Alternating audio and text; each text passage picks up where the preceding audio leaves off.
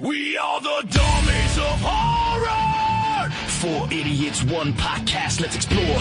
Welcome to the dumbest show on the net. Hold on tight, no regrets, no threat. Tim's on the mic, thinking he's the brains. Explains dumb movies like they're cinema games. Mushroom yells loud, high style snap. Interrupts every thought with the same dumb fact. He's down sucking Tom Cruise's dick with moans and grunts. Did you know that Tom Cruise does his own stunt? Dummies of Horror! Hey, hey, Dummies of Horror! Talk about scary Dummies of Horror! Turn it up, welcome to the show, now fuck shit up! Jellies and laughs, the bell from hell. So damn small but loud as a yell. Ben sits back, quiet and close. Everyone knows his butt stinks. Gross! Now roll the tape, let the blood spill out. Monsters gore, that's what we're about. Texas Chainsaw, hear that terrifying scream. Leatherface dancing like it's prom night, man. Garlic bread, chicken sandwiches, bringing snacks while we rip through the passages. Fuck Happy Death Day, we're tired of the prick. Let's dive into horror, we're here for the kick. Dummies of Horror! Hey, hey! Dummies of Horror! Talk about scary Dummies of Horror! Turn it up! Welcome to the show, now fuck shit up! Dummies of Horror! Hey, hey! Dummies of Horror! Talk about scary Dummies of Horror! Turn it up! Welcome to the show, now fuck shit up! Spinning out of control. This ain't for the faint. Chopping limbs like an artist, something to paint. Scream at the movies, echoes in the dark. We are the dummies. Welcome to our park with blood on our hands and jokes so crude. We slice through the silence with laughter and brood. Gather around, unleashing our rage. This podcast is madness. It's a terror stage. So bring your fears and your cravings for fright. Join us tonight as we take flight. Dummies of Horror, we're hottest in the mix. Raising hell, this is how we fix. We are the dummies, ready for the roar. Let's hit the gas, join this horror decor.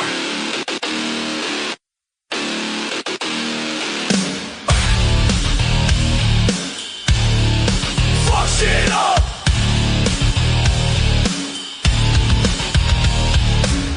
Oh yeah, it's the Dummies of Horror podcast experience. I'm your host Tim, and with me is the man whose proof evolution isn't always in a hurry. His name is Mushroom. Hi baby. Is that your line? Like, legit? Where'd you get that from? I just made it up. It came off my head. Why? Is that That's hard to funny. believe? Yeah. Why? It was funny. I'm creative. I'm clever. Okay. I mean, I write you so, but yeah. Yeah, that's right. I wrote that shit. Whatever. Whatever. Dummies of Horror.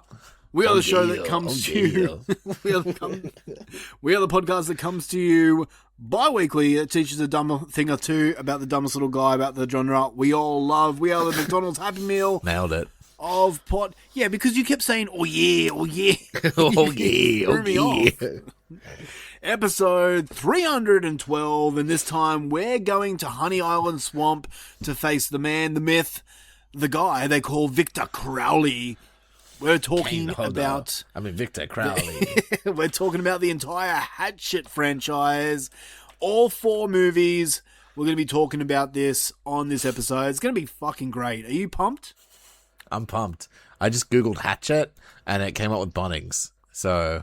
Okay. That's cool.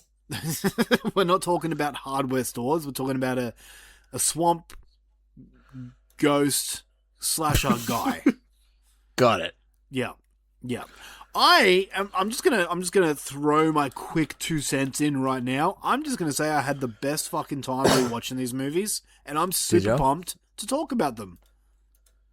I was disappointed in the amount of juggalos in the movie. Yeah, that's all they needed. Some juggalos just going. I hear Hatchet. I think Juggalo. So, how different would the movies be for you if every time Victor Crowley killed someone, there'd just be whoop whoop? Come on, he's like whoop whoop. Well, Victor Crowley says that. Be like a 10 out of 10, I guess. It's going to be a fun episode. I'm super keen to talk about this, and Mushroom has never seen these movies before, so... You know what I'd love Victor Crowley in ICP makeup. Like, we're still with his deformed ass face. Fuck. But, like, in full ICP, like, Violet J looking motherfucker. That would be... Kane Hodder is a juggalo, so... Is he? Yeah, man. Yeah, he's had video footage of him walking around in a Hatchet Man jersey, and... Nice. Yeah, that'd be fucking badass. I'd love that. Anyway, yeah. Anyway, so yeah, we've got a big episode, question of the week, what horrors have you watched, all that good stuff. I got a chance to go see Evil Dead Burn, and I'll be talking about it on this episode. Oh, you didn't? No, I haven't. Fuck, okay. I thought you'd be like first in the door. You'd think that, but I don't know, poor. Okay, yeah, money kills all. Yeah. But yeah, that's your franchise, man. If like that would be like if they made a new Jaws movie. Did I see the last one? Yeah, I did see the last one of the movies. Yes, you did. Yeah. Yeah, and your thoughts were a bit mixed. I don't know. Maybe I'll go Sunday. Is it? I was actually going to ask you if it's worth. I mean, I guess we'll get to it. We'll get to it. We'll get to it when we do that. Yeah. Before we jump into anything, I have a bit of an announcement. You pregnant? I wish. I really do. Yeah, you do wish. Yeah. My wife's a cunt. Won't let me have another child. She's like, Yes. I need to have a dog. Let's get a dog. And I'm like, how about we have another baby? She's like, a dog's a fur baby. I'm like, it's not the fucking same. It's not the fucking thing I want. But whatever. She could just have an Arab kid. Yeah, okay. It's like a fur baby. All right. Yeah, I guess. Yeah, you're not wrong. Yeah. You can say that because you're Arab. I can't. I can.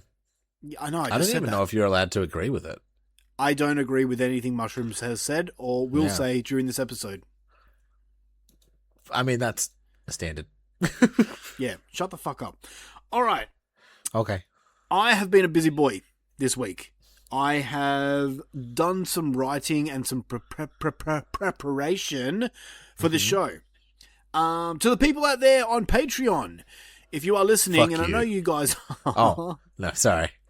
I know Keep you giving guys us money, are. please. I've been doing some preparation on Patreon as well, so be on the lookout. There'll be some good bonus stuff coming at you very, very shortly. But I've also gone ahead and planned for the next 8 episodes coming up. And we are doing something history-making for the show. Yeah, I'll say that. World first. But yeah, it is a world Exclusive. first. And speaking about world, we are going to be announcing the very first annual Dummies of Horror World Cup. And what that means is, now, obviously, the Soccer World Cup has been all over the news. Every country has been talking, every podcast I've been listening to has been talking about their countries and how they're going and how much Australia sucked. Yeah, we didn't do very good. No. But I thought, how cool would it be if we had a World Cup of horror movies? So every country brings forth their greatest horror movie that they have, and we battle it out in a bracket-style tournament to decide which country has the best horror movie. So, I spoke to Mushroom. He confirmed it was all good and that he can write that show and do all the preparation. Yes. Yep, because record, do Tim's voice. According to you fucking listeners, Mushroom does all the planning. Bullshit. Sure do. But, okay, here's the thing. Nice line read. Here's the thing. We're going to make it a bit interesting.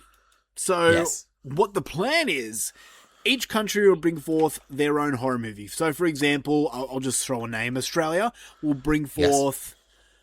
Think of an Australian horror movie. Go, Mushroom. Wolf Creek. Okay, Wolf Creek. Yep. Australia will bring forth Wolf Creek. And then America will bring forth one of their horror movies and they'll battle it. And it will be up to us, the judges, the Mushroom, the me, and the Belle from Hell, Jaleesa, to decide which is the better movie. Blah, blah, blah, blah, blah. But I thought it would how it goes. Yeah, I thought it would be cool Because some countries have a lot more horror movies than just one. For example, America has a lot of good horror movies. And at least like 5. 5 every week, Yeah. basically. We thought it'd be fair to just pick 2 movies from each country and put them in a qualifying match. So, for next week's episode, we'll be having our first of 7 qualifying matches episodes. Hell yeah. So we'll be doing 5 different matchups per episode times 7. That roughly gives us 32, give or take. So, for example, the first qualifying round will be USA, Indonesia, Austria, Finland, and Russia. And we've got 2 movies picked for each country, and we're going to be battling it out. Well, not really battling. We're going to be discussing which movie moves on forward to represent their country in the Horror for Dummies World Cup. Yes. Yes. Did I say Horror for Dummies? Dummies of Horror. Whoops. Don't worry about it. Don't sue us. Edit. Can't bleep. Yep. So that is the announcement. We're going to be doing this annually. So this is going to be a thing moving forward. The Dummies of Horror World Cup. I'm super pumped. Not to put you on the spot, Tim, but what will differ it in other years? Well, that's a very good question. I'm really glad you asked. So let's just say, for example, we already used the movie Wolf Creek for Australia.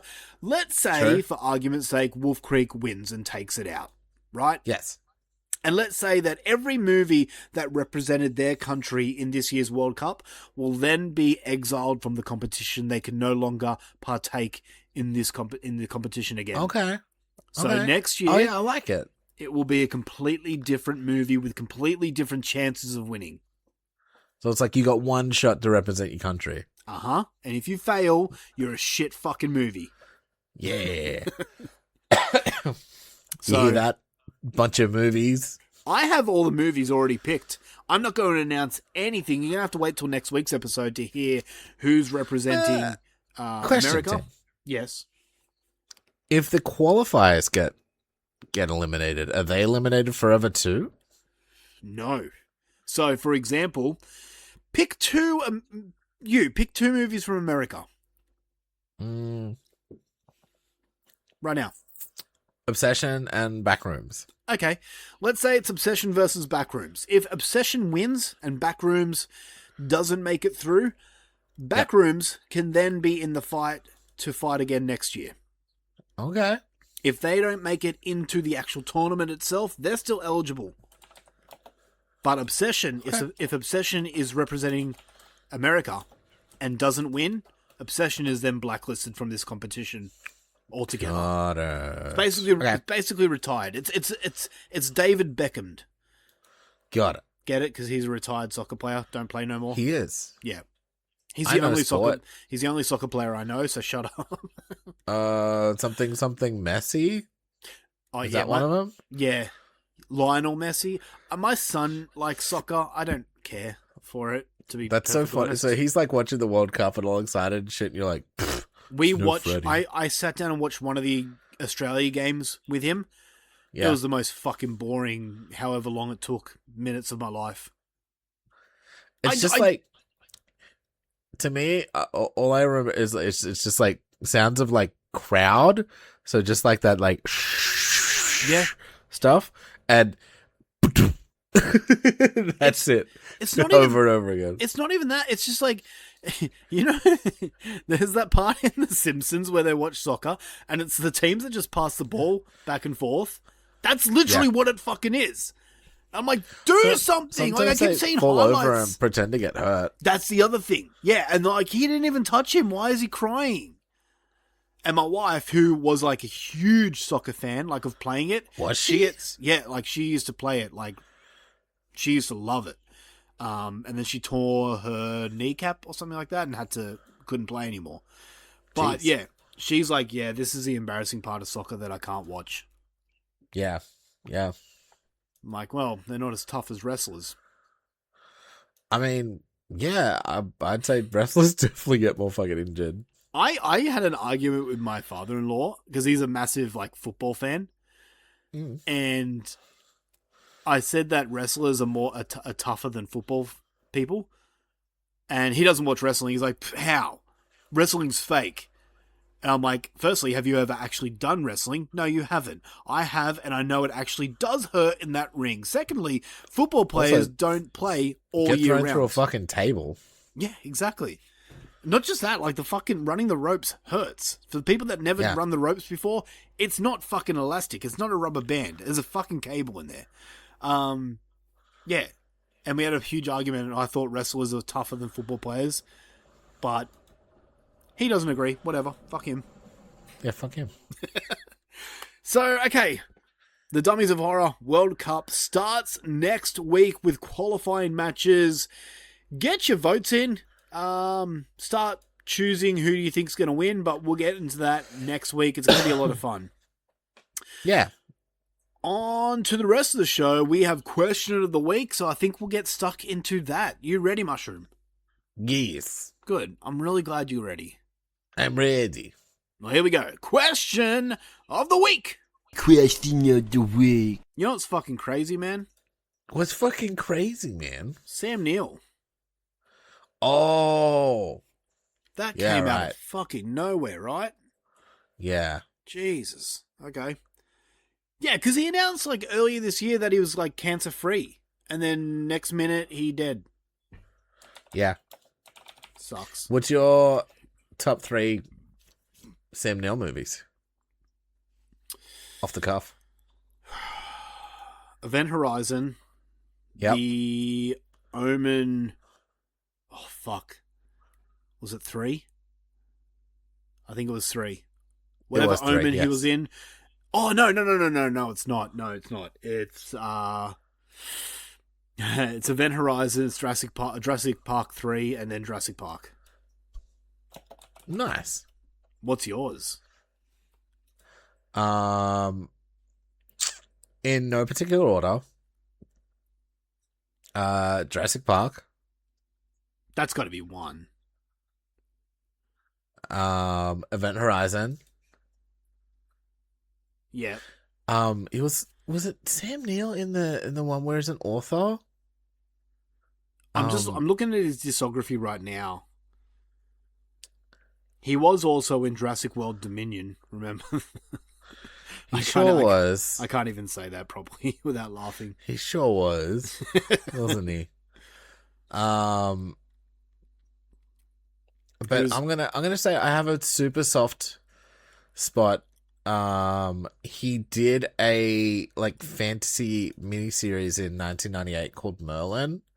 Oh, he did too. I had the VHS for that, and I think it was my Willow. Oh shit! Okay. I loved that Merlin series, and I'm not even that huge of a fantasy person. Yeah. I like fantasy, don't get me wrong, but like that Merlin miniseries was so good. Yeah. And I just remember him being fucking sick in it because he plays Merlin, I believe. He also did Daybreakers, which was actually a really good movie. I'm looking through his discography. Oh no, it was in the Mouth of Madness. That was the other one I was thinking of. Yeah, I never connected with that movie. I liked that one. Possession was another horror movie that he did that I didn't really care for. Mm-hmm. Yeah, I'm just going through his list. Also, shout out to Bicentennial Man. That was a fucking rad movie. See, there's a lot of movies here that I haven't actually seen. Yeah, it was The Omen 3, The Final Conflict. Nice. Yeah. Yeah. Really shocking, really sad, but rest in peace to Sam Neill. Yeah, R.I.P. Sam Neill. You're fucking solid. Solid actor. Yeah, and we'll claim you as our own, even though you're from New Zealand. Doesn't matter. New Zealand's nothing. We got you. Also, you made cunts eat lamb. Yeah. That's something. I'm glad they're just eating lamb. All right. Yeah. You ever remember those? Yeah, I do. That's just for the Australians. All right. Question of the week from last time. Question was, what is your number one horror film of 2026 so far? And we're going to start it off with the sexiest man in all of Flint, Michigan. And that is Scott Crawford. That's a big call, but you are correct. He says, it's a tie between They Will Kill You and Obsession at this point. Okay. It's up. Well, everybody knows that listen to the episode. It's up there for me too. Stupid Rob Humphrey comes in next. Rob the Hump. Ugh. He says, it's hard to pick a number one horror movie of 2026 so far because most of them are stupid. I'll go with Hokum because it's not stupid. I disagree, Rob. I thought Hokum was fucking stupid. I didn't care for it. I disagree with Tim. I thought it wasn't stupid, and I think I agree with you by disagreeing with Tim. Mushroom, what's the name of this show? Horror. No. Dummies. Dummies of Horror? That's right. And who is the dummy of this particular show? Rob? That.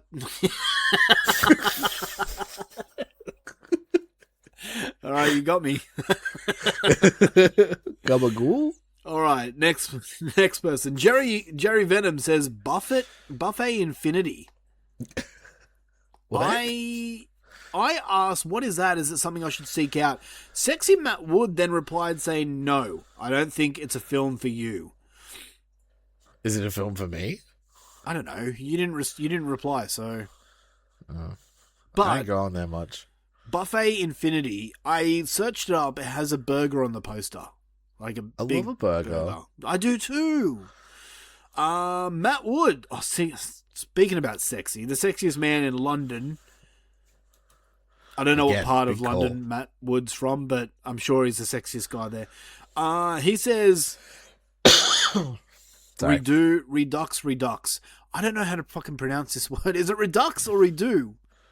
How to pronounce Redux? I think it's Redux. It's Redux. Like it is. Okay. Re and Dux. Yeah, okay. So the X isn't silent. I know you can't hear that, but you play the Google noise? Yeah. And then you play it slowly, like Redux. Will I hear it on the recording? I don't know. Okay. Lance Langford, The Horror Returns, says Obsession. Shane McKay says Obsession. Dan Bone says Backrooms. Nice. Adam the Blade The says Over Your Dead Body and Ready or Not 2. Samara Weaving is killing it for me. Frankenstein was excellent as well. Frankenstein was last year, dude. That was good, though. It was my number 3 of that year. But I'm sensing a trend. Over Your Dead Body, Ready or Not 2, Obsession. Jay Talbot says They Will Kill You, but I haven't seen the others that are so popular on this list. Mm-hmm. Alan Chacha says They Will Kill You. And B. Dramine, the terrible Aussie, says Obsession. So there we go. I've seen all these movies except Backrooms, which I do have ready to go. I just haven't checked it out yet. I have seen one movie this fortnight. And that's it? Okay. All right, we can swap mad stories. I've only seen one as well, so... Okay, cool. That's good news. Okay, so the question of the week for this time. What horror sub-genre are you just fucking sick of? Like, you see a movie come out, a new movie, and you're like, it's that subgenre, you're just like, For me, it's demonic possessions. Oh, no, like exorcism movies. That's the one. Yeah.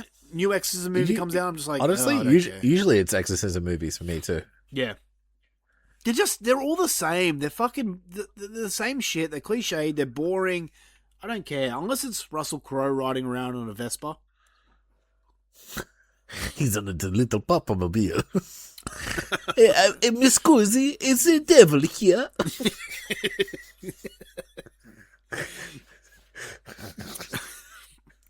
But that's the question for next That time. movie was so fucking funny, dude. Why? Just because he's riding around and... Yeah, and he had the like Italian accent and shit. Yeah, except it wasn't that high-pitched Italian voice that you just put on. It was the... I know. It was like, oh, mi scusi. Have you got cancer? I'm going to fight cancer. Oh, Russell Crowe's the national treasure. We love him. Hells yeah. All right, so get your answers in on the Dummies of Horror Facebook page. The Dummies of Horror Bonus Super question. Friends. Oh, okay. What's your favorite Sam Neill movie? I just told you mine. No, damn. Oh, okay. So you want to do a double question? Yeah, why not? Okay, fuck it. Let's do it. Let me just write that down. Also, what's your fave Sam Neill? All right. Do you want to talk about what horrors we done before we do Hatchet, or should we leave that to last? I mean, it's going to be short. We can just knock it out. All right, let's do it. Fuck it. What horrors have you done?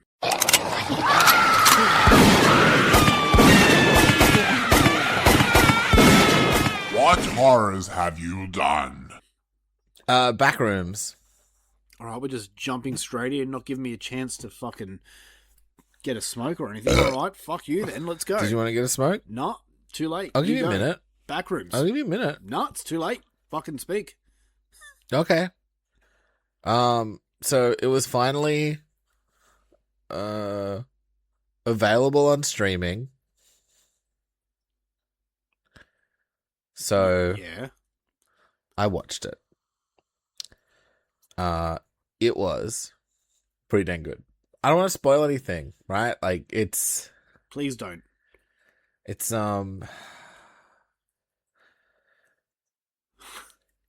it's very atmospheric, it's very creepy, there's some cool visuals and weird effects and stuff. And apparently it was made hella cheap.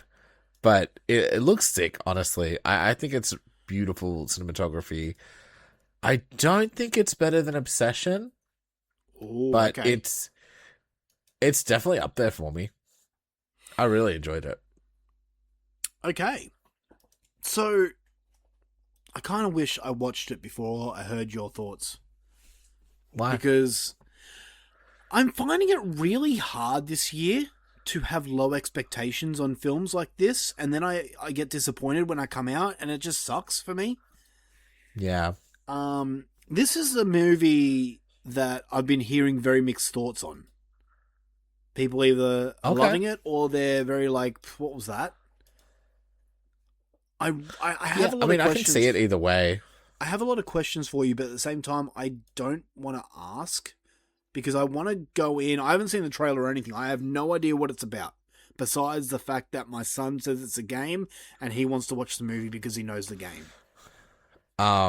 Yeah, me and Bonnie were playing the game as well a bit. And is it true to the source material? Or is it like I haven't got far enough in the game. Okay. Is it It's not exactly the game. Is that it way. Is it watchable with my kids?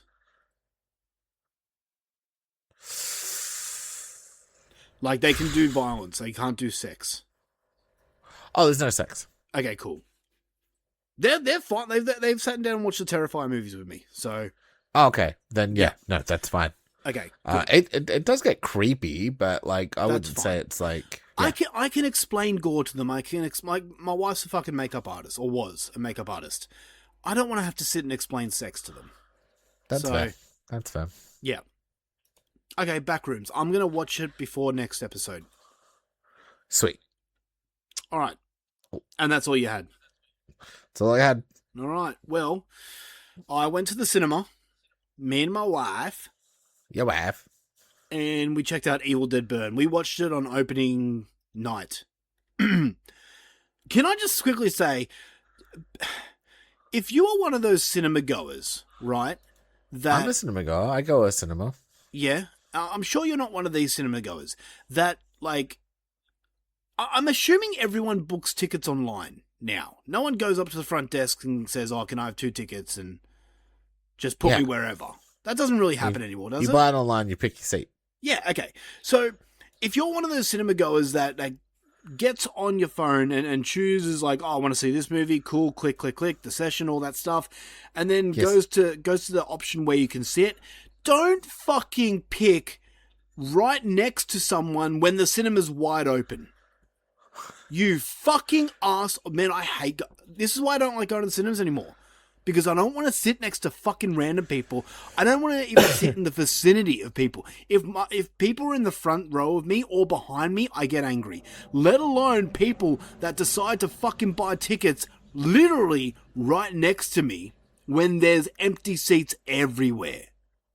Yeah. It pisses me the fuck off. Now, in saying that, these two young girls... And as soon as because every time I go to the cinema, I get there early. So I'm like the first one in the cinema because I don't want to be that guy that walks in and is like, hello, everyone.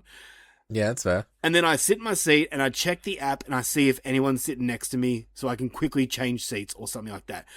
But this time I bought like the prime seats, like in the middle. Right in the middle. Yep. And I wasn't getting up for no one. And I checked the app and I saw two people were sitting right next to me. And then when, like, the whole time, like, people were coming in, I'm like, is it you motherfuckers? Is it you motherfuckers? No, they waited right until the movie was about to start, before all the trailers were done. After all the trailers were done. Oh, no. They walk in, and there's these two young girls. And I'm like, oh, fucking course, it's young girls. It couldn't be, like, just two guys. Was it just you by yourself? No, me and my wife. Okay. So, yeah. These two girls come sit next to me, young girls, and I'm thinking, great, they're going to be on their fucking phones, talking, screaming, and all that stuff. I'm looking at them like, they're like fucking beach blonde girls. And I'm like, this is not for your eyes. This is Evil Dead. This isn't fucking My Pretty Pony or whatever. Fuck off. Anyway, I moved. I very aggressively... You moved? I very aggressively got up out of my seat so they could tell that I was pissed and moved a seat away from them because I didn't want to give up my prime spot. Fair enough. But luckily these two girls were very well behaved. Didn't make a noise, didn't do anything, but I was still dirty that they decided to sit next to me. Okay. So there was no issue. No. But don't sit next to me. Like, fuck off. Do I sound like a bitch right now or am I valid? Both? Anyway, all right. So Evil Dead Burn. You're somewhat valid, but they didn't do anything, so there wasn't actually a real problem. No, but like, if you buy tickets to a cinema, did you choose to sit right next to a random person? If they went up to the thing, the dude places them. Well, that dude's a fucking dick. Yeah, like. If they didn't actually choose, then it's like if they went up to the counter dude places them. Okay. And if they said I want to sit in the middle, then that would have been the middle. So he would have just picked there. So okay, fuck that guy. You know, COVID's a thing in the past. I think. Don't bring it back by making me sit next to people that could have fucking gross cooties. That's fair. They are girls. Yeah, exactly. Girls are gross. I'm sorry to female listeners. Take that. I love you. Show me pictures of your tits. Yeah, send us titty pictures. Evil Dead Burn. Okay, you know how I just spoke to you about being overhyped for movies? Yes. Yeah. Okay. No, okay, look, here's the thing, all right? I'm not going to spoil anything about this movie. Not. It's really gory, which is a plus you want in your Evil Dead. Yes. I'm struggling on what not to say. There's elements of this Evil Dead movie where it didn't really feel like an Evil Dead movie for me. I could really break it down and tell you why I'm a little disappointed by it. What felt more like an Evil Dead movie, The Mummy or this? That's a tough question. Because everyone was like, The Mummy was the next Evil Dead movie. Yeah. I watched The Mummy like not thinking it's an Evil Dead movie. If I went back and rewatched it going, okay, let's see how close to an Evil Dead movie this is, maybe I could really narrow it down and be like, okay, that's really Evil Dead. In this movie here, like, I'm thinking of, like, the 1980 Evil Dead, where the Deadites are really, like, shit-talking and fucking with people. In this, like, they are still, but not to the point that they were in the original. And I was a little let down by that. Like, they're very much on a mission in this movie. The Deadites or the people? The Deadites. Okay. I obviously won't say what. And I think because of the 2013 remake... Masterpiece. Yeah, I agree. It's a fucking great movie. Fuck you, Rob Hungry. I think we were given too much that it's hyped up these next installments to, like okay. I think that was my problem with the last one. I was like, it's not better than the remake, so why do it? Yeah. Like, the gore in the remake... It was good. It was interesting, the last one. Mm-hmm. But I was like, it wasn't as bloody as the last one. Yeah. So... Yeah. And, like, look, everyone's ramping up about how good the gore is and all this. And I'm like... Yeah, I've seen better kills in other movies recently. Like, there's some cool kills and stuff, but, like, there's nothing that, like, made me... Oh, there's one scene that made me, like, kind of, like, clench my fists. There's an animal thing, I've heard. There is some animal brutality. Yeah, which I'm not looking forward to be real. I won't say what. It's not fucking Cannibal Holocaust shit, so get over it. Yeah. Okay? They're fucking demons, alright? Demons don't give a fuck about anything. Yeah. Also, I will mention that there is some added comedy into this that really took me out of the movie. And really? Yeah. I mean, that's why I liked the first three Evil Deads, because they were kind of funny. They were, but the comedy in that kind of worked. In this one, it kind of felt forced, for me anyway. Yeah, okay. And I was just like, can we stop? Can we stop with this? And you'll get, when you see it, you'll understand exactly what I mean. I feel it's making fun of something that I don't feel you should make fun of.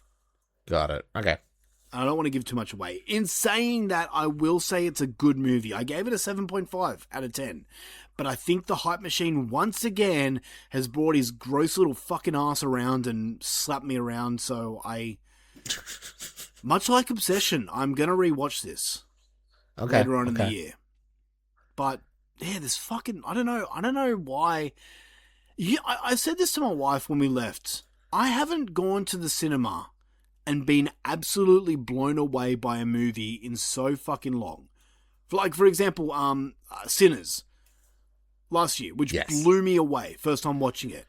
I didn't see that at the cinemas and I'm kicking myself, but I haven't seen a movie that's absolutely blown me away. I'm so happy with my choices for that movie. Yeah, you motherfucker. Yeah. I guess I'm the motherfucker because it was on me. But yeah, I don't know. I think... I just don't like going to the cinema. And I know there's a lot of people yelling at me right now, but yeah. I mean, you've been saying you don't like going to the cinema for fucking ages, but you still keep going. I know, because I knew that this Evil Dead Burn movie was coming out, and I knew people were going to be talking about it, and some fucking content creators just think it's cool to spoil shit without, like, thinking. Oh, no. Yeah, and I'm just like, I'm not letting anyone spoil this movie, because I really like the franchise. And yeah, there's a lot of content creators out nowadays. And I feel a lot of them just jump on a bandwagon even when they don't appreciate the genre that they're reviewing. Like, I'm just seeing a lot of people talk about Evil Dead, and I'm like, bitch, do you even watch horror movies? Like, have you even seen Frankenhooker? It's too gory. Yeah. It's too scary. It's because it's the new cool thing out, and yeah, I don't know. That's Wanna just my... Anyway, all right. I still recommend going and see Evil Dead Burn if you haven't, if you are a fan of the film, because it's getting a lot of good reviews. I could go Sunday night. I'm thinking about it. I think you should because I'm curious of what you think. Okay. And I wouldn't mind doing a spoiler. Yes, free. my expectations honestly are pretty lowered. Yeah. So I've not fucking heard love it. anyone really. I've not heard anyone really like fucking just like suck its dick or anything. So Yeah, true. Oh, haven't you? not really. Wow. Okay, I've been seeing heaps of people. Like I've been literally seeing people going, "Oh, it's the goriest thing I've ever seen." And I'm like, "Yep, you're one of those fucking content creators that's probably seen one horror movie before, and it was The Conjuring." Yeah. Shut the fuck up. Come back to me when you see slaughtered vomit dolls. Even I haven't seen that. You don't want to. It's a fucking waste of time. That's why I haven't seen it, because I've heard it's just like a waste of time. It's nothing. It's an absolutely nothing movie. It's like sick for the purpose of being sick. There's no story. It's just dumb. Yeah, okay. Yeah. Anyway, all right. Evil Dead Burn 7.5. Backrooms. What did you give it? Oh, I'm gonna give it 8.5. Shit. Okay. I'll be checking it out. All right. That is all the gabagool that we've got to do for this episode. Shout out to you, Mikey Bones. We're going to jump into a feature presentation. We're talking Hatchet, baby. Let's get into it with feature presentation.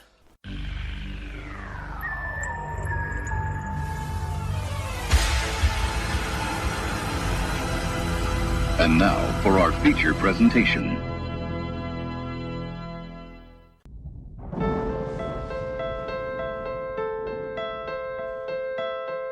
Once upon a time, there was a boy named Victor Crowley. Folks weren't too kind to Victor, so he stayed hidden in his daddy's house, out in the bayou. One night, some mean children came to his house, and there was a bad fire. When his daddy chopped down the door to save him, he didn't know Victor was pressed against the other side. And poor Victor Crowley died. They say people disappear in those woods. And legend has it, if you get close enough to the old Crowley house at night, you can still hear Victor Crowley roaming in the woods, crying for his dad.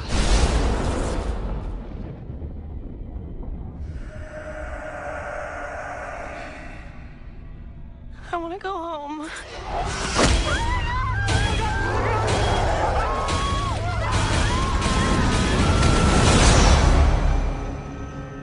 We're all gonna die.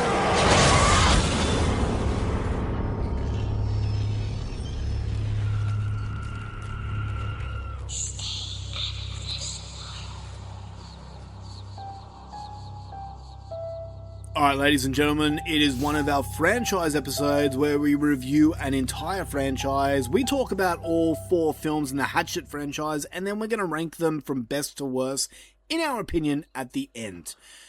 We're going to start it off with the 2006 movie Hatchet. And if you don't know what Hatchet is...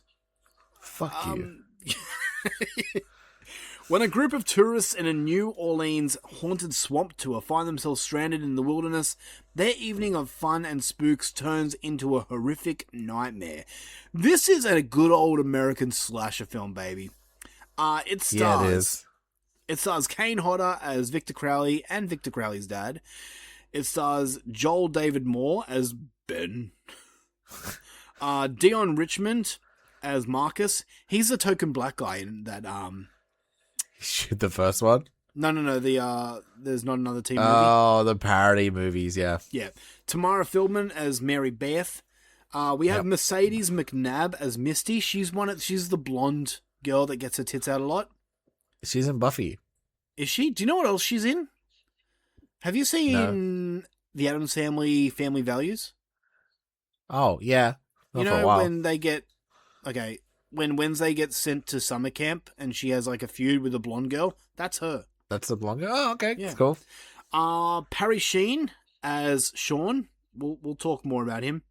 It stars a lot of other people, such as Robert Englund as Samson, Tony Todd as cool. Reverend Zombie, John For Carl about 2 Buchler. seconds of this one. Yeah, John Carl Buchler as Jack Cracker. Adam Green, the director, is in this as Buddy Number 1. Oh. This is kind of a who's Is he the one who. that's just like throwing up all the time? Yeah. Yeah, and you Got see it. him in every other movie. Yeah. Directed and written by Adam Green, who I'm a really big fan of Adam Green. I love his stuff. Okay. And we'll talk a bit more about him throughout the series, but since this is your first time watching Hatchet, do you want me to go first, or do you want to nail it first? What do you want to do? You go first. You want me to go first? Okay. So, I've seen this movie so many fucking times. This first one, heaps of times. I remember those old school classic iPods, the big thick ones. Yes. I had Yes. this movie on my iPod, and every time I needed to go to the toilet, I would God. sit there watching the movie. That's how many times I've seen this movie. I loved it then. I fucking love it now, man. To me, all the characters are entertaining. Even the minor characters like Jack Cracker. The pacing in this movie is fucking unreal. The gore is incredible. We'll talk a bit more about that. I love the setting, the swamp setting. It's something for me. The Victor Crowley character himself is, it's just something I fucking love. The backstory of how he came to be, I think, is unreal. I love the comedy in this movie. The Asian guy, when he snaps and speaks Korean or Chinese, whatever, makes me fucking laugh every time. No, doesn't he just speak in a regular accent? Yeah, no, but when they're correcting him on the boat, and he's like, Oh, yeah, let me yeah. just do my job. It makes me fucking laugh every time. I fucking Which love I this guess it movie. is funnier later because it's like he's never actually doesn't talk like that at all. Yeah, exactly. I fucking love this movie, man. I really thought long and hard about this. I really watched this with really So objectively. yeah, exactly. And I'm like, what don't I like about this movie? And I really did. After the movie was done, I'm like, okay, what nitpicks can I give it? I got nothing. I've got nothing You got wrong with this nothing? movie. I fucking love this movie, man. It's a 10 out of 10 for me. I'm proud to say. fair. I love it. And I'm curious to know what you think, because if you do have nitpicks, maybe I can fight you on them, or maybe you'll show me the light. Who knows? But I'll get into more about this movie, but I fucking love this movie, man. I really do. So, Interesting. what are your thoughts? Hatchet for the first time. Here we go. What if I hated it? What if it was like garbage and I was like, the Hatchet Man looks dumb, all the characters are bad, If the that's story's shit. if that's what you say, I don't care, because it's your opinion. But the fact that you're already teasing me right now proves to me that you love this movie. Nah, it's pretty fun. There we go. Nah, it's pretty fun. This is alright. This is alright. This one's an alright one. Okay, look. Okay, straight up. I'm an easy mark, dude. Just some titties and some blood. Yes, 100%. Someone who watches horror movies wants some nudity and some gore? Yeah. Yeah, dude. That's all we want. That's all we want. That's all, like, Terrifier is all gore, and people give it, like, fucking 10 out of 10. Yeah. And like, it was where you could get away with the most pointless nudity. I don't, like, have some titties, have some dicks in it, I don't give a shit. Equal opportunity nudity from me. Mm-hmm. But, like, have some fucking nudity in it, dude. That was the best thing about horror movies. Yeah. Yeah. Was it would have the most, like, fringe shit. We want titties. We want blood. We want fucked upness. We want to be like, oh, that's nasty. Yeah. And that's this movie, man. It's not. There's only a nitpick in the sense that, like, it's not a film. You know what I mean? Like, it's not transcendent or anything for me, which is what I usually save my, like, 10 out of 10s for. I get you. Yeah. Or like, it's either, like, transcendent or something I've never, ever, ever seen before. Like, and it's, like, a new movie. Mm-hmm. or it's something that like truly like just connected to my fucking soul, dude, for whatever reason. Yep. This movie is none of those. However, it is a fucking romp. It's so much fun. It's just everything a horror movie should be if they're going to be a horror. Yeah. If you're going to kill people, fucking show it. If you're going to have blood, fucking show it. If you're going to have girls, get them fucking titties out, dude. Mm-hmm. That's it. Perfect. Yeah. What else do you need? The scary guy looks scary and cool. Love a big scary mutant guy. That's fun. Yep. Hatchet's fun. It's you know, the writing is as good as it needs to be. Like, we're not doing fucking Shakespeare here, dude. Exactly. Yeah. Swamp's a fun setting. Like, I would, the first one especially, I would watch this again. It's a fun time. I'm really happy you say all these stuff because I agree. Because I saw the ratings and I was like, what the fuck's wrong with you people? What do you want from a horror movie, dude? Yeah. Yeah. And that's do you want the thing. masterclass shots and cinema and fucking eloquent writing? Dude, it's about a fucking mutated zombie dude with a hatchet. What did you think you were getting? Mm-hmm. Mark it for what it is, not you know. It's a good horror movie, and that's the thing, man. Like I've heard people like say that they're not a fan of this because it's like the who's who of horror movies, and I'm like, what's wrong with that? What's wrong with that? It's like the Expendables of horror. This whole franchise is basically the Expendables of horror. It feels very love lettery to horror. Yeah, exactly. I love this. Like, okay, let's break it down, right? Sure. Let's start at the top. Victor Crowley. What did you think about him? Really, this is probably my favorite looking Victor Crowley. Yeah. Because they changed him in the next few, didn't they? Like, very minorly. Like, I was looking closely at it, and to me, like, you can see that the makeup obviously changed because maybe the makeup artist was different or something like that, but it wasn't absurd to me, like, how Freddy goes from part 1 to part 5, where it's really lackluster. I thought the makeup all around in every film was fucking great. I did too, but I think this was my my favorite. Like, I think he looked the best in this first one. Yeah. I think it was like just a little bit darker.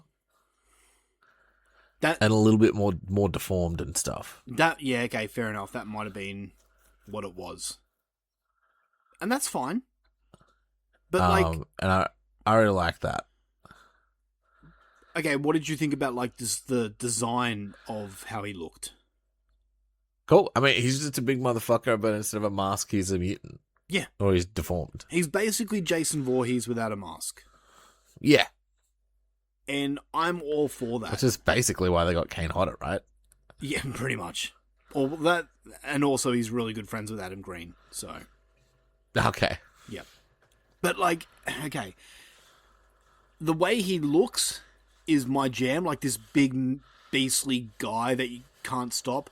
I love the backstory. Until like look at the pictures, I didn't realize he had that big axe hole in his face. Yeah. Some of the things like you need to see up close. Yeah. But like his backstory of how he came to be, I thought it was fucking great. I loved it.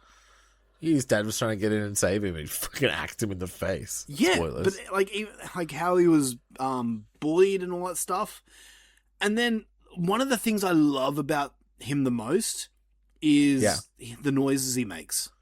Like the distant screams, also the growls. I fucking loved it. Does he just make animal noises and shit? Pretty much, yeah. It's pretty much a lion roar, but I don't care. I think it's cool. Okay. You don't agree? I think it's cool too. I don't have the nostalgia.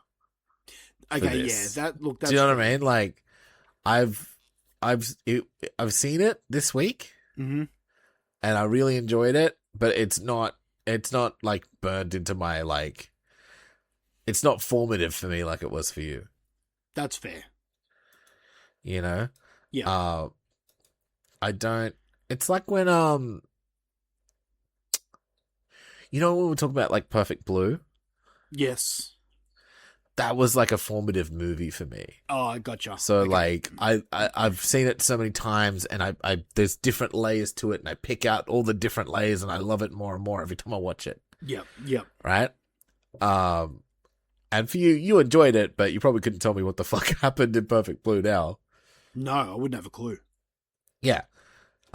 So I think same with this, but I would definitely watch this again. Like it's some of the kills were fucking rad. And it didn't do any of the things in horror movies that piss me off. Yeah. Yeah. It wasn't trying to be too artsy. It was just trying to be a fucking horror movie, dude. Yep. And that's okay. That's okay. You can be a horror movie, Blumhouse. They're okay. It's okay to show someone killing someone. What did you think about the comedy in this? I thought it was great. Look, don't get me wrong. It's very 2000s. Yeah. But you know, I'm from the 2000s. Yeah, exactly. I liked it. Exactly. It's not too PC and stuff, but hey, it was from a better time. Yeah, definitely.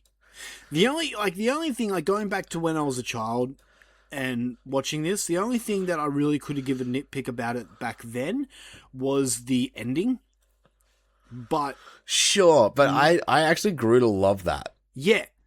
Now that I know there's sequels and it's a complete continuation, it does the Halloween 2 where it's a complete continuation. I think it's fucking great. But also, like, that kind of, I kind of was, like, waiting for it to, like, the first one, I was like, what the fuck happened? Like, what the fuck is this ending? But then it did it again and again and again, and I was like, yeah, okay, I get it. That's cool. It's kind of cool. Nobody ends movies like that. And I was like, go for it, dude. You know? Yeah. Yeah. That's really the only nitpick I can give the movie. Because beyond that, I love it so much. Like the kills in this, especially like the head rip kill. Like yes, chef's kiss. So good, dude. Unfucking real, man. Like, and that is up, and this is why the movie is so memorable to me, because that kill there alone is one of my favorite kills of all time in any horror movie. Yeah. And if you ask me in 3 years' time, what's a kill that's like burnt in your brain, it will be that one from Hatchet. That's fair. That's fair. I love it, man. All right, we'll jump with scores and then we'll go into the next movie. What would you give this out of 10? There's an 8.5 out of 10 for me. Nice. Okay, 8.5. All right. Well, I've already given it a 10 out of 10 for me. Nice. Before we jump into the next one, I've got some trivia here.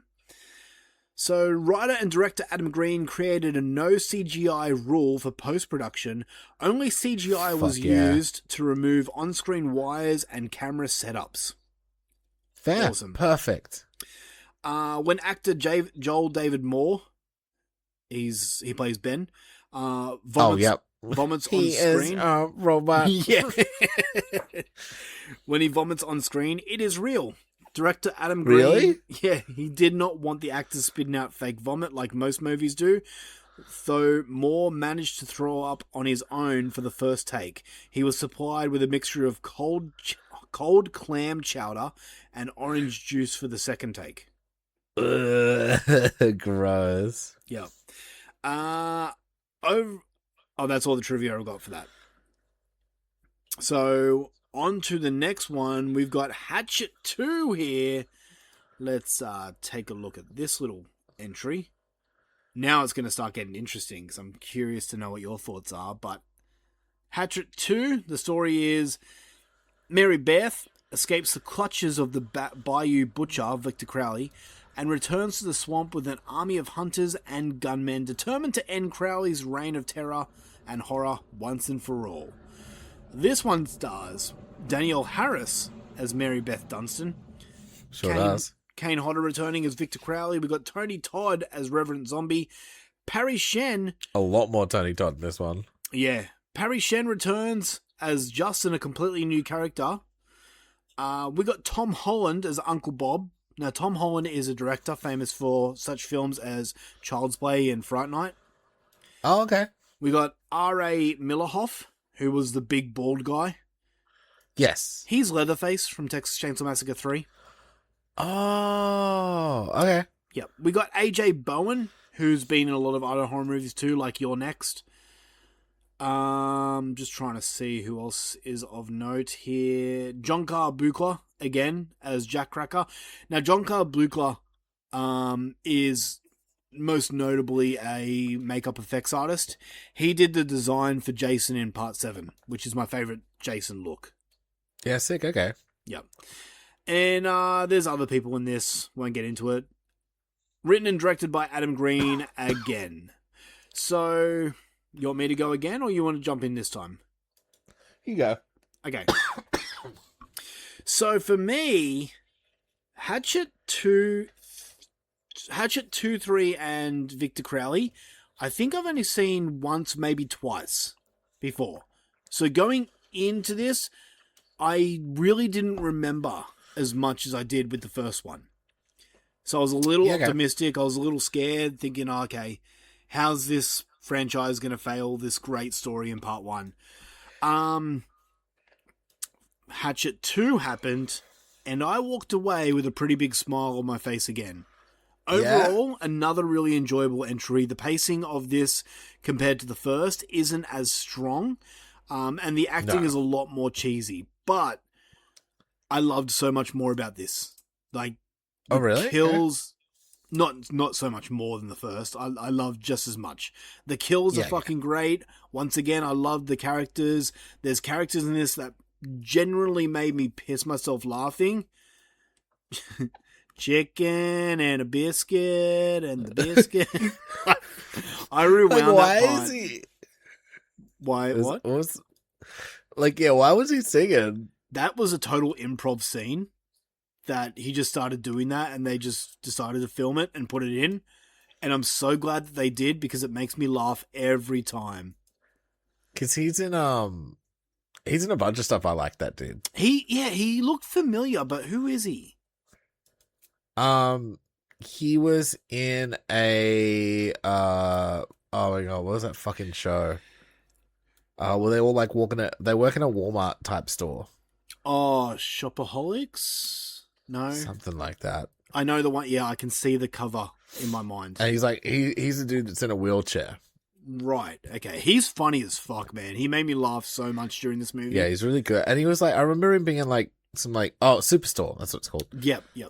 I remember him being a bunch of like Key and Peele sketches and some internet videos and shit like that. But yeah. Right.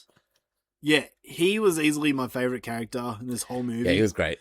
We have Parry Shen returning again. I love how he just kept coming back. It's fucking amazing. My wife was like, really why is he back in it? I'm like, it's funny. I really liked the running joke of like him being back every fucking movie, but being different people. Yeah. And then they like, they referenced it in the fourth one where they were like, you people just think Asians look all the same. Yeah. And I was like, that's actually really funny. And I was like, telling them, I'm like, they should do a movie where one Asian dude plays like all their characters, like Eddie Murphy. Yeah. It's fucking great, man. Yeah, look, one of the nitpicks I have with this really isn't the film's fault, but it's the fact that Mary Beth is a different actor altogether. The film really had no control over that. That original actor, she wasn't, but her manager was asking for way too much money to come back.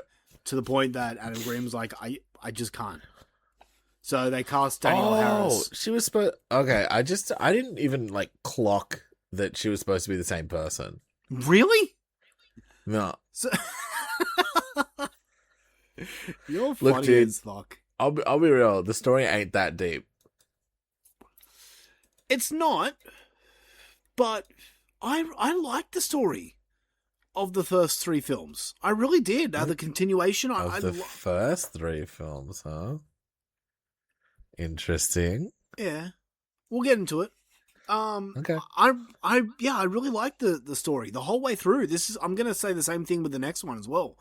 I really like the story. It's simplistic, yet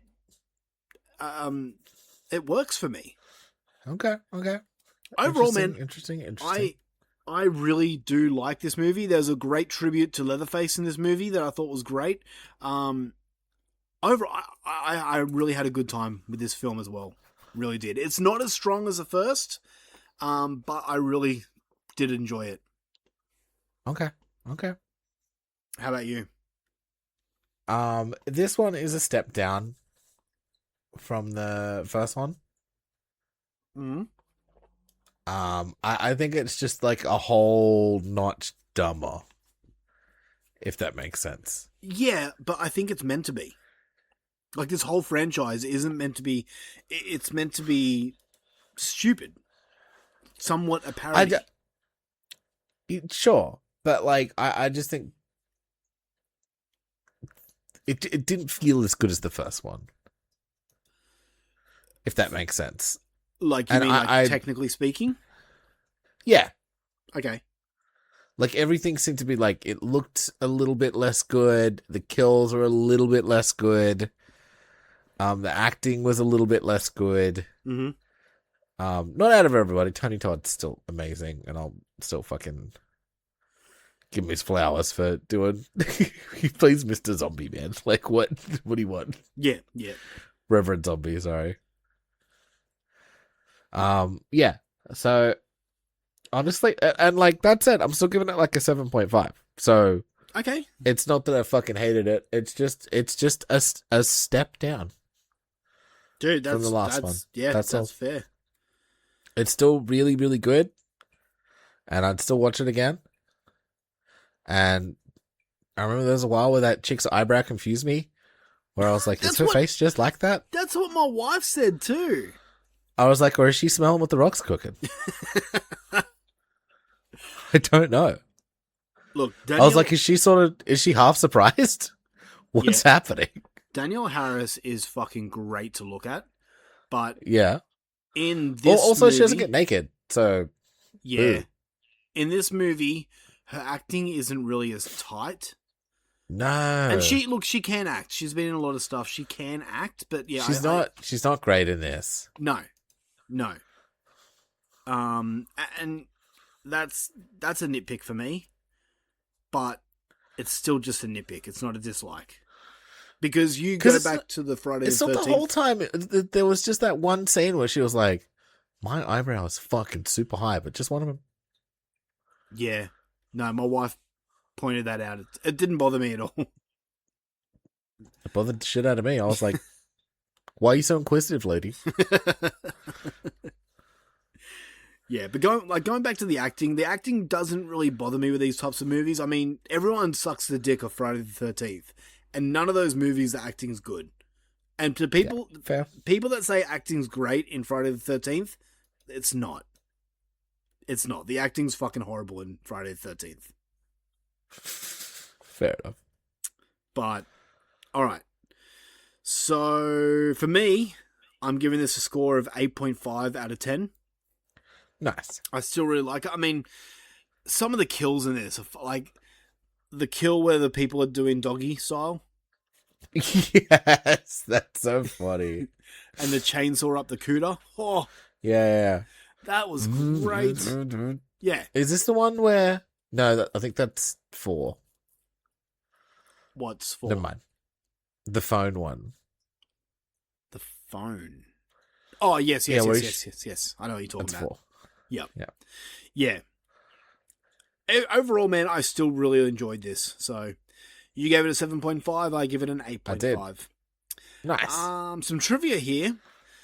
The unrated version of the movie was shown in 60 theaters on its debut weekend across the United States and Canada. Most of the theaters were unaware of the extent of the extreme violence in the film, and nearly all of the theaters had stopped playing the movie by Monday morning. During the meeting where Reverend Zombie, Tony Todd, is offering the bounty, one character mentions Jason Voorhees. He then also mentions he came from the town of Glen Echo, and that town's urban legend is known as Leslie Vernon, a reference to Behind the Mask, the rise of Leslie Vernon. Okay. As a cameo in this movie, the character Parker O'Neill, played by Emma Bell from Adam Green's movie Frozen 2010, is seen briefly on the television in Reverend Zombie's voodoo shop, speaking to news cameras about her lawsuit and settlement against the ski mountain from the film. Huh. Okay. You haven't seen Frozen, have you? Nope. Okay. And this movie is included on Roger Ebert's most hated list. But Roger Ebert he can suck a dick because he hated all good things. Yeah. He didn't like Jaws of Revenge, and that's clearly wrong. Yeah, what a freak. All right, on to Hatchet 3. Here we go. So, the story of Hatchet 3, a search and recovery team heads into the haunted swamp to pick up the pieces, and Mary Beth learns the secret of ending the voodoo curse that has left Victor Crowley haunting and terrorizing Honey Island Swamp for decades. Yeah, she sure does. This one stars Danielle Harris again, Kane Hodder. We got Zach Galligan as Sheriff Fowler. Yep. You know who he is, don't you? Nope. Gremlins. Main guy from Gremlins. Hello? Oh, yeah. Oh, yeah, okay. Yeah. I see it. Yeah. We then got Caroline Williams as Amanda, the news reporter girl. Yes. She played Stretch in Texas Chainsaw Massacre 2. We've got Perry Shen returning as Andrew. We got Derek Mears as Hawes. He plays Jason in the Friday the 13th remake. This guy, the big guy? Yeah, the big guy. Yeah, okay. Yep. He was fun. We got Riley Vanderbilt, who played Doherty. She was the girl that was with the she was with the paramedic and the sheriff at the end. Riley? You know the girl that was with the SWAT team? The main girl? Oh, yeah. Sort of. Yeah. Okay, so I point her out because she actually plays Victor Crowley as a young child in the throwback scenes. Yeah. Yeah, okay. Then we got Sean Whalen as Randy. He is in The People Under the Stairs, That Thing You Do, Twister. He's been in a lot of stuff. Okay. Another horror royalty guy. I think that's mainly everyone. Let me just check quickly. Oh, the fucking man of the movie, Sid Haig, is in this movie. We'll get more into him in a second. This is written by Adam Green again, but directed by B.J. McDonnell. Why they get a different director for this one, Tim? I will break that down a little bit later. Okay. Hatchet 3. Okay.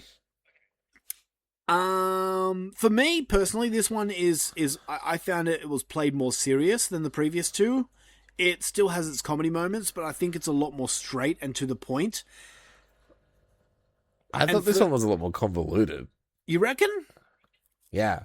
Okay. Just the whole, they had to get the ashes, and then it had to be the girl, and then it was actually like they had to get the family together, and or was that the last one? No, that's this one. You're right. That's this one? Yeah. They had to get her dad and stuff, or uncle, or some bullshit. Yep. All that crap, and then, like, it had to be, I was just like, what? What are they gonna do? Fuck, what? So, were you kind of lost by all that? Yeah. Okay, I wasn't at all. I thought that they really did a good job of writing this story and actually kind of giving us a conclusion to this trilogy. And I found it made sense. I actually really enjoyed the story of this. Okay. And I thought they talked for too long in this one. That's fair, but I was kind of engrossed by everything that was going on. And I mean, this one, it does have a lot of the kills still in it, but they're very much at the tail end of the movie compared to being all over it. But I was really engrossed by the story that they were given. I was actually really impressed by this movie, to the point that I really like this movie, man. Really? Okay. Yeah. Okay. I really do. What more can I say about it? The acting was a lot better in this one than the previous entry, I thought. I do prefer the creativity of the kills in the second one compared to this. And Sid Haig in this movie, the scene, you know, Captain Spaulding, obviously. Yes. You know the scene that I'm referring to? Where they knock on. He's the one that's has the father's ashes. Yes. And they go and knock on his door, and he doesn't like the cop because he's he's black. Yes. Yeah, he's pretty racist. Every line of dialogue that came out of Sid Haig's mouth made me fucking piss myself. When the black cop says, "Forget about it," Sid Haig goes, "What? Faggot?" Yeah. I was in fucking tears, man. I loved it. I fucking love this movie. I really do. It's not as strong as the first for me, but I really dug this movie, dude. I think this was a further step down. I thought so. Yeah. There was lots of talking. Caroline Williams in this. I don't know what she's like in other movies, but like it was like I'd look across, especially all the time in the jail and stuff, and she was just monologuing, and it was boring to me. That's fair. It felt like I'd like crossed into a Tubi movie. Jesus. Do you know what I mean? Like, yeah. This and like, even though Sid Haig's scenes were funny, they were just like, okay, just kind of out of nowhere. It felt like padding, you know? What? Faggot? I know we're not allowed we're apparently not allowed to say that word, but I don't give a fuck. It made me laugh. It was funny. And yeah, the kills were good, but they weren't as good as the last two. Again, it felt a bit more stretched, a bit more padded. Again, still cool kills. Still, Hatchet dude looked cool. But acting again took another step down, and I think the story was getting a bit too complicated, dude. I'm so shocked by you saying it was too complicated. You're like pretty good with like really deep intellect films. Yet you can't. Well, it wasn't a this. deep intellect film. This film felt really stupid. Okay, fair enough. Convoluted in the sense that, like, why would it be that? What do you mean? What He's part? got to like get. Can you? I didn't even understand what they were doing because I would like zone in and out because they were so fucking bad. It's pretty simple. Okay. So what did they do? So it was, as far as my brain remembers. Yep. Right. Yep. It was like they had to get the ashes off old mate.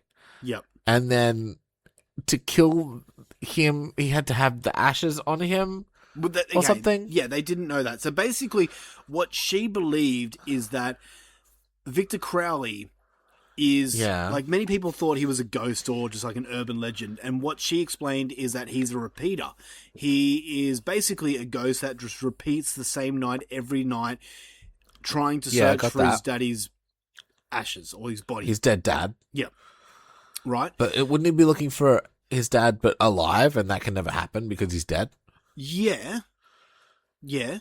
So, and that's why I think when she gave him the ashes, he was looking at it like, what the fuck is this? You're saying it's my dad.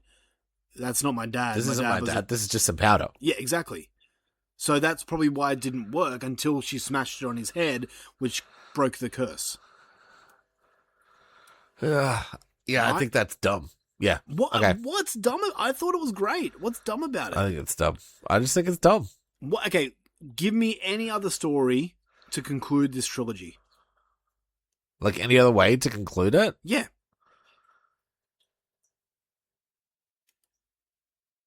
You can't. Maybe they find well, because like again, is he an actual ghost, or Yes. or is he just like a zombie that reforms? He's basically a ghost. They call him a repeater. So he's basically this ghost, like kind of like a poltergeist, but a actual embodiment, like a form of human. Right? I don't know. They could go find his actual bones and destroy them or something. Whose? Victor's? Crowley's, yeah. I think that here's him. You know, in like Jason Part 6? Yeah. Or like, okay, better example, Freddy versus Jason, where Freddy resurrects Jason from the dead, and you see Jason's bones, like the flesh coming back up and stuff like that. I think that's Victor Crowley.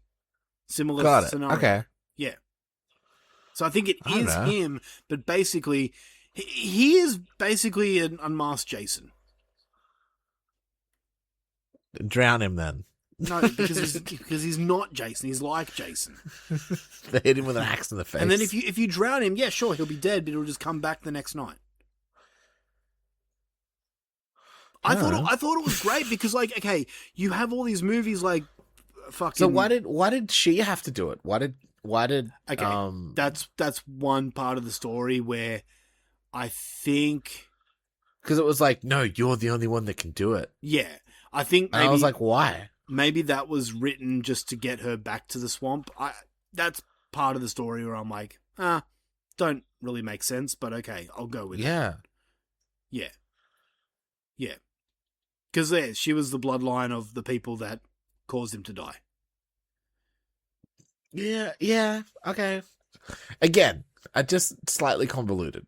Fair, but like at the same time... That it needed all these extra elements to work. But I like that because, like, you have, like, Jason, Michael, Freddy, all these different characters that don't die. This is the same kind of scenario, but you're given an explanation as to why he can't die, and you're given an ending to this character.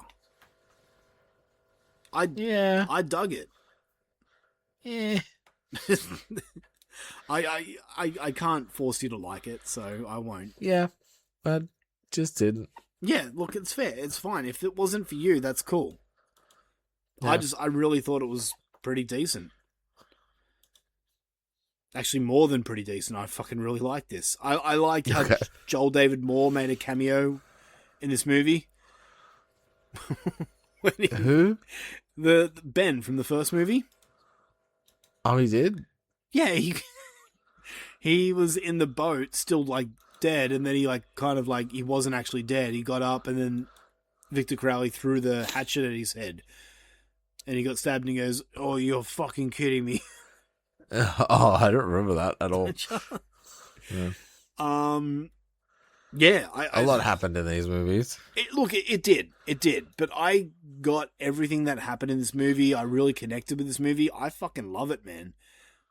Okay. What's your score?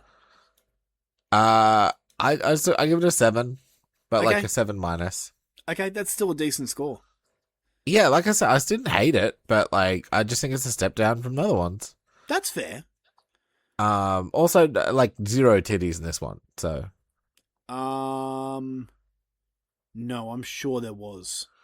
She showered. No, there was right at the start when Cracker Jack finds the that was the camera. last one. It was too. Wasn't that the last one? Yes, you're correct. Yeah, in that last one, that was the only titties except for like a second, and this one had no titties. True. I don't know. Maybe it was harder to get titties out. So again, a step down. Fair enough. All right. Well, I'm giving this a 9 out of 10. Wow. Okay. Yeah. I watched this movie and I'm like starting to think, fuck me. These movies, I'm loving this fucking franchise. To the point where I'm starting to think, is this one of my favorite franchises? Maybe. I'll let you know at the end. Trivia for Hatchet 3. According to the cast and crew's various tweets and social networking comments, the production for this film was a brutal one. Several crew members spent time in the emergency room suffering from poisonous bug bites or DEET, poisoning, a chemical found in bug spray. Severe Jeez. thunderstorms, lightning, rain, heat, and humidity made the swamp location even tougher to shoot in. Production trucks and equipment was stuck under several feet of mud at times. At one point, Adam Green tweeted, "I have 48 chigger bites from my waist down." I don't know what chigger are, but I guess some sort of bug, Yeah. and hopefully not something racist. Yeah. Writer and producer Adam Green, who not only wrote all 3 Hatchet films but directed the first 2 of them, handpicked his loyal camera operator, BJ McDonnell, to take his place in the director's chair on this film. A firm believer in giving someone who deserves it a chance, and a fan of helping jumpstart someone else's career, as seen with Green's discovery of newcomers Paul Solet and Grace. Green personally asked his fans to give BJ a fair chance in a blog posting on the first day of principal photography, citing the fact that BJ had been with the Hatchet series since day one, and reminding fans that Green himself was still responsible for the movie and coming up with almost everything that would happen. The fans' response to McDonald was very warm on the various horror and social networking sites. So there you go. That's kind of cute. Yeah. I dig that. Okay. All right, on to the last movie, which is entitled Victor Crowley. We will get into that in a second when I can find the notes. So Victor Crowley came out in 2017. 10 years after the events of the original movie, Victor Crowley is mistakenly resurrected and proceeds to kill once more. This stars Parry Shen coming in again for the 4th time in a row as Andrew, Kane Hodder as Victor Crowley. We have Laura Ortiz as Rose. We have Dave Sheridan as Dylan. We've got Felissa Rose, who plays Kathleen. Felissa Rose was known as I can't remember her character's name, from Sleepaway Camp. We got Brian Quinn as Austin. He's part of the Impractical Jokers. Love those guys. Yes. Yeah, I saw Quinn. Tiffany Shepis as Casey. She's a well-known horror actress. Tyler Main as Bernard. He was the big bald guy at the start. He's Michael Myers from Rob Zombie's movies. Oh, okay, cool. We have Whit Spurgeon as Linus. He's the dude that pulled out the dick at the book signing. Yeah. Was that real? Oh, yeah. That's a real cock.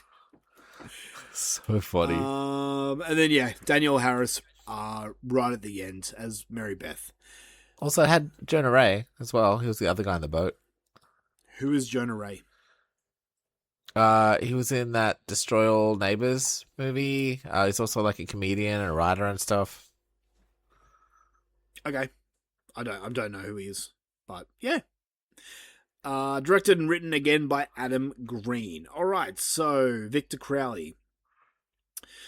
I'll just say it up straight. This is easily my least favorite of the 4. Okay. But to me, it's still a fun ride. I thought the writing obviously wasn't as strong. I actually kind of like how Victor Crowley comes back. I actually kind of dig it. How he's just mistakenly resurrected. I thought that was kind of cool. Some of the characters in this movie I didn't connect with. The character of Dylan, who's that actor guy who's cocky as hell. I couldn't stand him in this movie. He annoyed the shit out of me. Fair. The jokes in this movie are not as strong, but that scene in the airplane where the pilot's just going, Yeah, that shit was so funny. that made me fucking laugh. Honestly, there was lots of shit in this movie that was like really funny to me. Oh, really? Yeah, I actually thought it was like I thought this was the funniest one. Really? Wow. Okay. Yeah. Yeah, my wife was not amused by that joke. She thought it was annoying. But that's the point. Yeah. And it is, like, if you go on an airplane, that's kind of what they do. Just, like, they put it to a 10. Yeah, I still really enjoy this. The kills are fucking great. I love the way Victor Crowley looks in this one. It's very simplistic, this movie, compared to the previous one. overall, I agree. I do enjoy this movie quite a bit. So I what had about more you? fun with this one than the last one. What? No, Yeah. get out of here. Yep. I love the phone kill. That really amused me. The I like phone they were up the just pillar. lying to him. Yep. Yeah. We spent too much time on the plane, but you know, We did, yeah. we eventually got there. It's about on par with the last movie, except I like this one just a little bit better. Okay. But again, still fun romp, still lots of kills. It still doesn't hold back, but just, you know, like it's running its course at this point because I watched them all in a row. You're a lucky man. Sorry, coughing fit. No, hey, no, you're right. You okay? Do you need a break? Do you need I'll a back live. rub? I'll live. Yep, I need a blowjob. Okay. Mrs. Mushroom somewhere. She'll get there. Yeah, look, I still find this one entertaining. It's just a little bit of a step down for me compared to the previous three. I thought the main trilogy, as I'll call them, was really strong for me. This one, it did feel like the black sheep of the franchise. Sure. Kind of just like it kind of felt kind of at times forced to be put out there. I'm still glad it exists, and I'll still rewatch it every now and then, but I'm not going to put it on as quickly as I put on 1, 2, or 3. That's fair. Anything else to add? Nah. It's another one. It's one of those movies like some really cool kills in it. There's nothing really much to say compared to the previous three. Yeah. Yeah. For me, anyway. All right, so what do you give it? It's just more of the same, but, you know. Yeah. I give this one a 7+. So is that a 7.5 or? No, it's just if the last one was a 7-, this would be a 7+. So if the last one was 6.9, this would be a 7.1. Okay, gotcha. I gotcha. Do you know what I mean? But they were both like a 7 to me. They're both amusing. Like I've watched so many bad movies, and this is like unarguably a bad movie, right? But at least some shit happens. At least they're trying with some of the dialogue. Mm-hmm. At least, you know, it rolls along a little bit. There's so many bad movies where it's just like two people are talking in a room. Yeah. You know, nothing happens. At least there's shit going on. At least fucking Victor Crowley looks sick. Yeah. You know? So, I ain't mad at it. I've watched worse. Definitely. We both have. Yep. And by saying that, I still think this is a really good movie. I still really enjoyed it. And I'm giving it a 7.5 out of 10. Nice. Which I'll do trivia first, and then we'll talk about the rest of it. Some trivia about Victor Crowley. So, during his heartfelt introductions at the Los Angeles and London premieres for this movie, Adam Green cited how his hero Wes Craven's death had affected him so strongly that it brought him back to his own series again, and made him realize that Hatchet is one of his own biggest contributions to the genre. While Craven's death put the notion of returning to Hatchet in Green's mind, it was another one of his heroes, George Romero, specifically telling him to make more Hatchet films for the fans. That solidified his decision to make a fourth Hatchet. Romero passed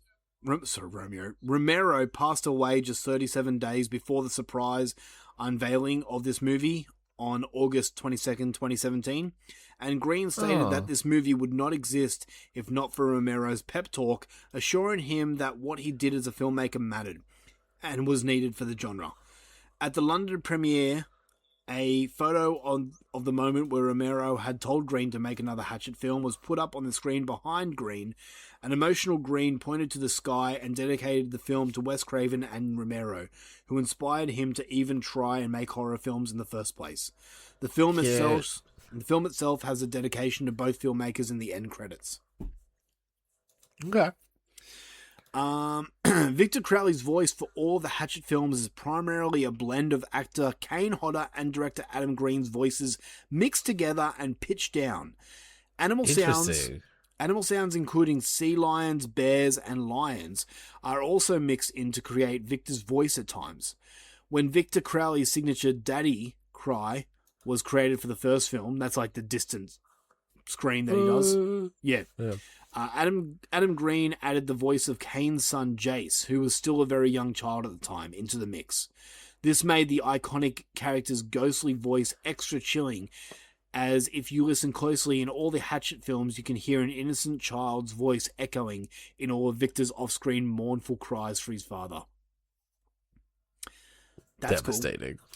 Cool. During their heated argument inside the airplane, Sabrina makes fun of her ex-husband Andrew, Perry Shen's band called Haddonfield. Haddonfield is Adam Green's band that he formed in 1998. That's funny. Yeah. Horror fan for life, huh? Yeah, definitely. All right, on to Hatchet number 5. I was like, don't you fuck with me. So I searched up. I'm like, I wonder if... Because it does end in that, like, hatchety way. Exactly. So it got me thinking, I'm like, is that it? Are they ever going to be, like, making another one? So I searched it up, and this is what I found. There is currently no official Hatchet 5 movie, obviously. Franchise creator Adam Green has stated that the project is stuck in developmental hell due to behind-the-scenes legal and management issues with the rights to the IP. Green has expressed that he will only return if the films are placed under new management. Green and franchise star Kane Hodder remain interested in a 5th installment, and Green has mentioned that, if made, the movie would feature a brand new setting outside of the classic Honey Island swamp. Until the rights and production in times change, the franchise remains on hold following the 4th film, Victor Crowley. Adam Green stated, and I quote, "It's always a possibility. I can't get into all the Minutia.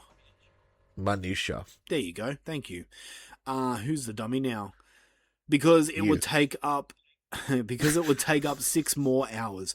But the long story short is, once we can make the movie with different entries behind the scenes, all at top level, then I'll be interested in doing Hatchet 5. But things need to change. That's probably enough people can make of that what they want." Green also continues, "The creative team is still very much a happy family and would love to do it, but we need to be under new management. Maybe that's the best way to put it, the diplomatic way to put it. I think the old management knows at this point. I'm not kidding when I keep saying that I'm not going to do it, so we'll see what happens." So, yeah, some bad blood between the managements. What's the management mean? I'm guessing the production agency, like the Okay. I think it was Dark Sky that this was part of. Okay.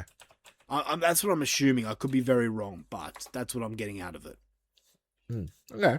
Kind of like what Rob Zombie said about like doing the Halloween films and a lot of his films as well.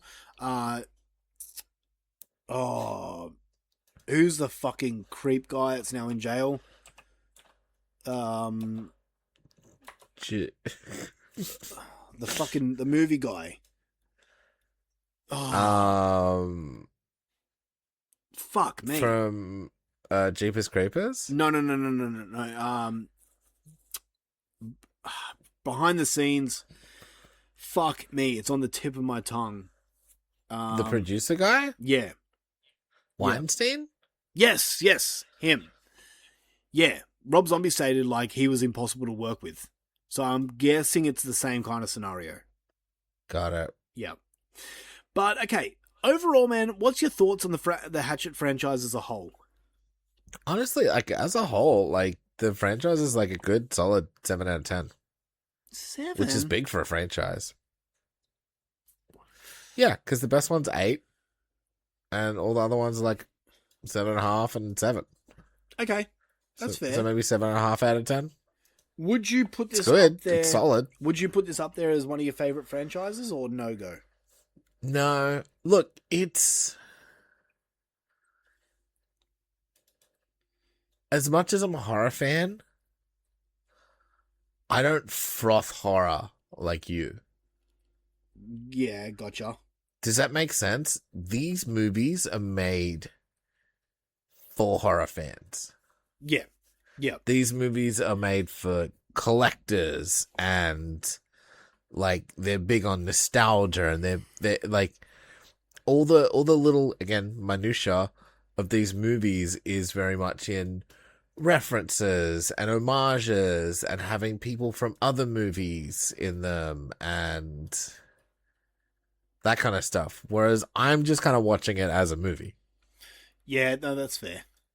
I'm not going to like leaning over and like, this guy in horror, he's in the original. Oh, see that guy? That's this guy. He's from this movie and that movie. I went, oh, that's that chick from Buffy. Yep. You know what I mean? Like, it wasn't...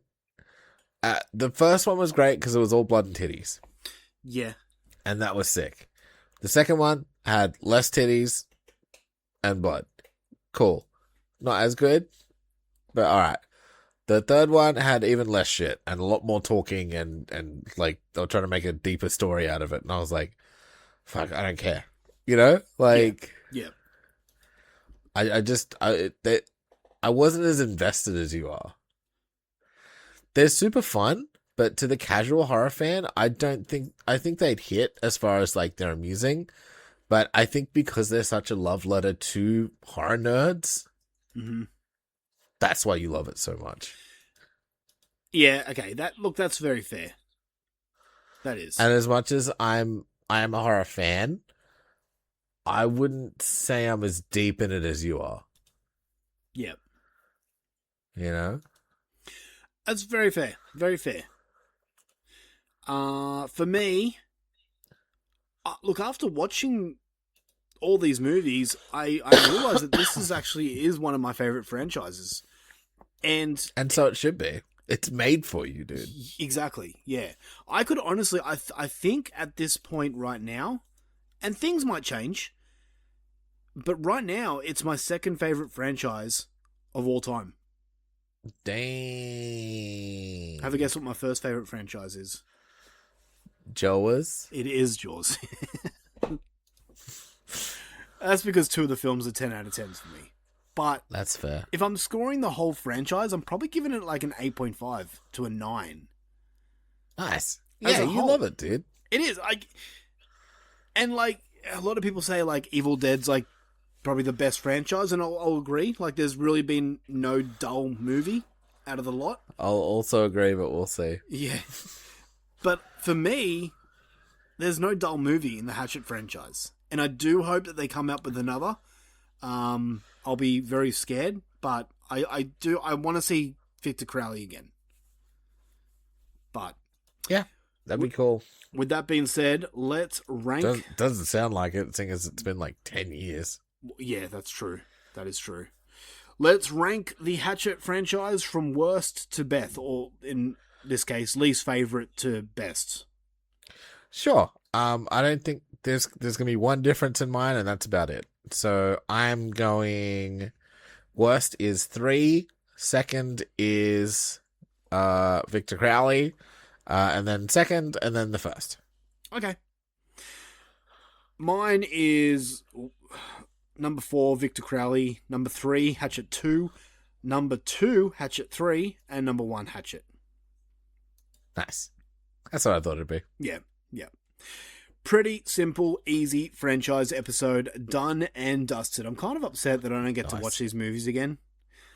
You can. I know I can, but I wish there was another one that I could watch, is what I'm saying. Yeah. I had a really good week with these movies. I really did.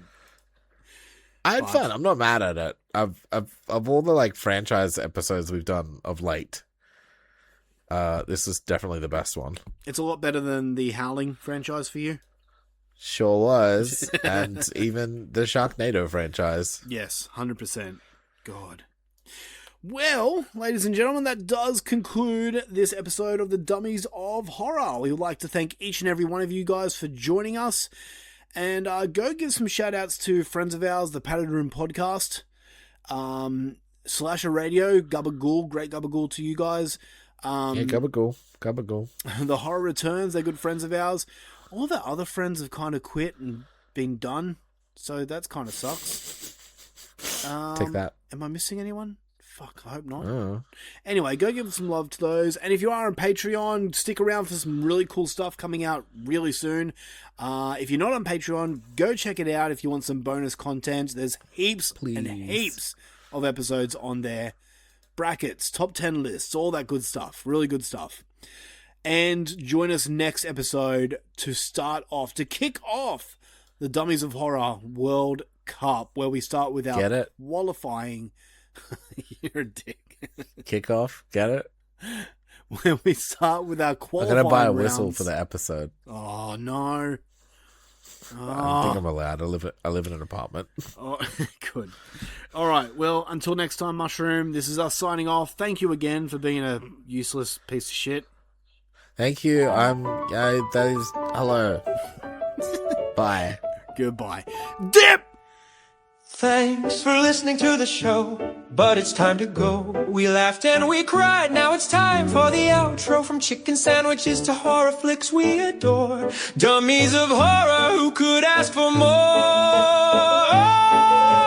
Tim's always right, even when he's wrong. He talks like a king, but let's just hum along. Sorry if Mushroom was too annoying, it's true, but we appreciate you all for sticking it through.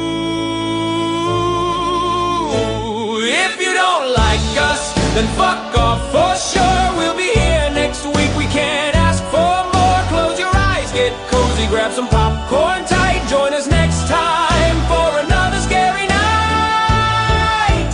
Jaleesa can't make up her mind. Oh, what a scene every time she speaks. It's like watching a dream. She loves us, she hates us, she's never quite sure. Like choosing a sandwich, she keeps coming back for more. And speaking of sandwiches, what's your weird pick? A fried chicken delight or something that's sick? Benny's butt still stinks, we can't deny that, but we love him just like a favorite old hat. If you don't like us, then fuck off for sure. We'll be here next week, we can't ask for more. Close your eyes, get cozy, grab some popcorn tight. Join us next time for another scary night. Jaws is the best movie ever made, can't you see? A classic killer shark that still terrifies me. We'll talk about it next week. Have your thoughts on replay, because in the world of horror